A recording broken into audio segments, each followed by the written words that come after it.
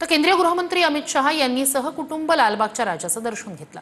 यानंतर लालबागच्या राजासमोर नेते फोटो काढायला उभे राहिले। यावेळी फडणवीसांनी शिंदेंना फ्रेममध्ये आणलं। नेमकं काय घडलं पाहूया। लालबागच्या राजाचं केंद्रीय गृहमंत्री अमित शहांनी सहकुटुंब दर्शन घेतलं।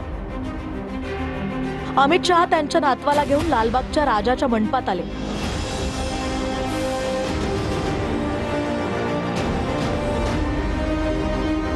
सुरुवातीला अमित शहा लालबागच्या राजाच्या चरणी नतमस्तक झाले। त्यानंतर शहांनी नातवाला गणरायाचा चरण स्पर्श घडवला।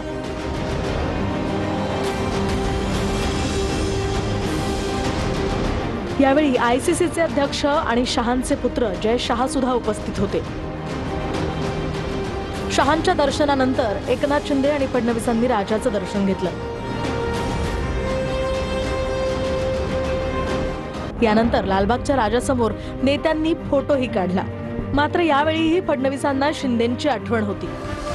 फोटो काढण्याच्या वेळी अमित शहांच्या एका बाजूला आशिष शेलार आणि अमित साटम होते, तर दुसऱ्या बाजूला मुख्यमंत्री फडणवीस आणि उपमुख्यमंत्री एकनाथ शिंदे होते। यावेळी शिंदे अमित शहांपासून दूर होते आणि मध्ये फडणवीस होते। फडणवीसांच्या हे लक्षात आलं आणि त्यांनी शिंदेंना शहांच्या दुसऱ्या बाजूला जाण्यास सांगितलं।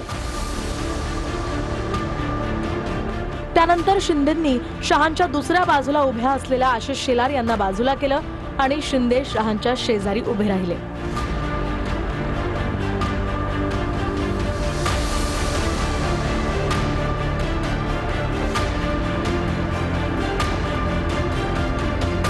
त्यानंतर शहांच्या एका बाजूला शिंदे आणि दुसऱ्या बाजूला फडणवीस अशी फ्रेम पूर्ण झाली। थोडक्यात काय तर फडणवीसांनी शिंदेंना मान देत फ्रेममध्ये आणलं।